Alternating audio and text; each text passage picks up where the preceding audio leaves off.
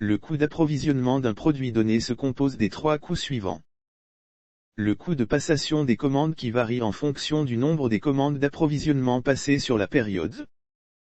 Le coût de transport qui est fonction du nombre des voyages effectués pour approvisionner les quantités commandées.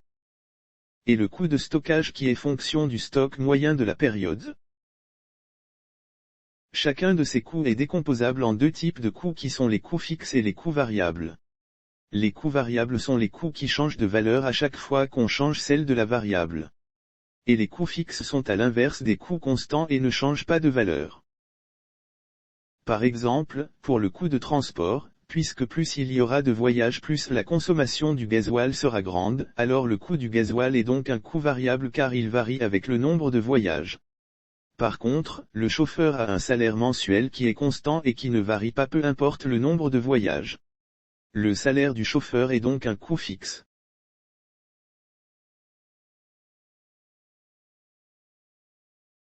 Considérons une entreprise donnée qui veut étudier la possibilité de distribuer dans son marché local un nouveau produit qu'elle compte importer depuis un autre pays.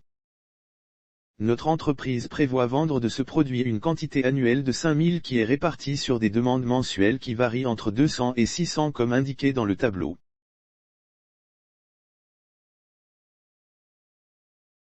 Alors, étant donné qu'il est possible d'importer l'ensemble de la quantité annuelle dans le même voyage, l'entreprise décida en premier lieu de minimiser le coût de transport qui est cher, ceci en approvisionnant l'ensemble de la quantité annuelle en une seule fois. Alors ensuite, connaissant maintenant les valeurs de chacun du nombre des commandes et du nombre des voyages qui sont donc minimisés, pour déterminer la rentabilité de cette solution il lui restait de calculer le stock moyen annuel du produit pour pouvoir calculer son coût d'approvisionnement annuel. Mais lorsqu'elle calcula le stock moyen, elle réalisa que le coût de stockage qui va s'engendrer sera très grand, ce qui donnera à la fin un coût d'approvisionnement qui est non rentable. Et en fait, c'est ce qu'on pourra considérer logique si nous approfondirons davantage la solution car en effet puisque pour minimiser les deux premiers coûts de passation et de transport il fallait maximiser la quantité approvisionnée. Alors dans ce cas le niveau du stock sera lui aussi maximisé car comme indiqué dans ce tableau, chacun des stocks mensuels prendra la valeur la maximale possible qu'il peut normalement prendre. Et qui est la demande totale de l'ensemble des mois qui restent jusqu'à la fin de l'année. Et donc comme on le verra dans la prochaine vidéo, ce cas de stockage qui représente le cas le plus extrême possible ne n'en découle que le stock moyen annuel le maximum possible, et alors le coût de stockage annuel lui aussi le maximum possible. Et finalement c'est ça qui a fait augmenter le coût d'approvisionnement annuel de notre produit.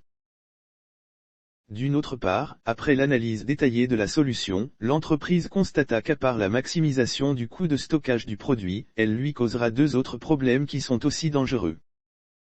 Le premier problème est qu'elle devra réserver au produit l'espace de stockage qui est aussi le maximum possible et pour la durée la plus longue possible.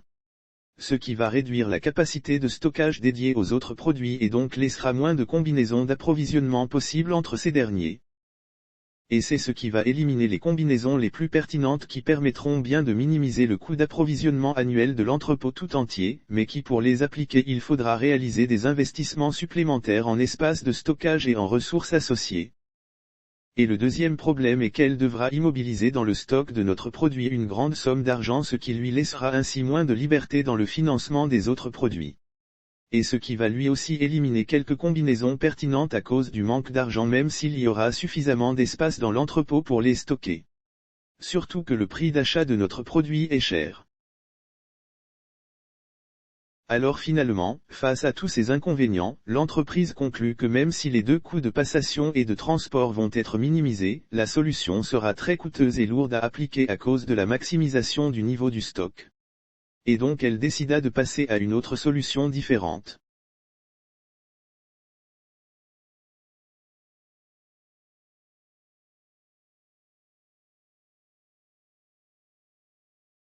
Maintenant, quand l'entreprise réalisa que le stockage du produit lui sera non rentable, elle chercha à minimiser le niveau du stock, ceci en approvisionnant pour chacun des mois que seulement la quantité qui satisfasse exactement la demande lui correspondante.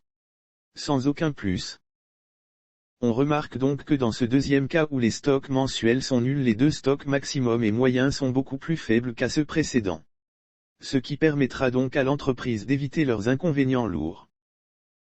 Mais cependant, encore une deuxième fois, l'entreprise constata que ce seront le nombre des commandes et le nombre des voyages qui se sont donc multipliés par 12 qui deviendront cette fois grands. Et ce qui donnera à la fin des coûts annuels de passation et de transport qui sont aussi grands et alors non rentables. Surtout que le transport entre les deux pays est cher.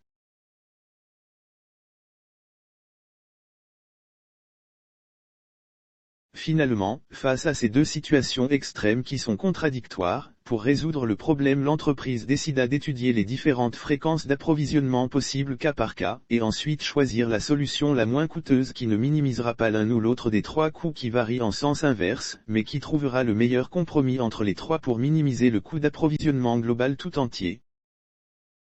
Alors maintenant, la question qu'on vous pose est la suivante. Est-ce que la solution que notre entreprise a choisie à la fin est la vraie solution optimale du problème? Réfléchissez-y un peu. Franchement, pas forcément. Car comme on le remarque, il reste aussi d'autres cas possibles non encore traités par l'entreprise comme par exemple les cas où les quantités approvisionnées peuvent être aussi variables et pas seulement fixes. Et qui peut selon le cas, conduire facilement vers un nombre total des cas qui est important ou même non calculable à la feuille. Voir encore si on comptera en plus de cela les autres cas possibles qui peuvent s'engendrer par la variation des autres variables qui aussi influencent sur le coût global. Comme par exemple les cas où les périodes de passation des commandes peuvent elles aussi être variables. Et où les commandes peuvent se passer dans n'importe lequel des mois de l'année.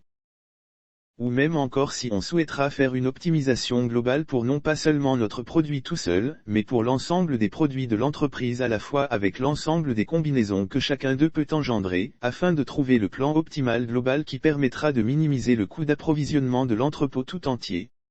Et ce qui pourra finalement rendre l'optimisation très difficile et complexe même en ayant recours aux ordinateurs. Mais nous essayerons dans ce cours de vous montrer comment faire pour résoudre cette problématique et réaliser une telle optimisation et ceci en se basant sur les tableurs d'Excel. Mais avant, nous présenterons d'abord les deux variables de décision de la problématique qui sont les quantités approvisionnées et les périodes de passation des commandes, comment elles interagissent entre elles toutes les deux pour contrôler finalement ensemble le coût d'approvisionnement global, et les différentes politiques d'approvisionnement qui découlent de leurs interactions. Alors, à la prochaine vidéo.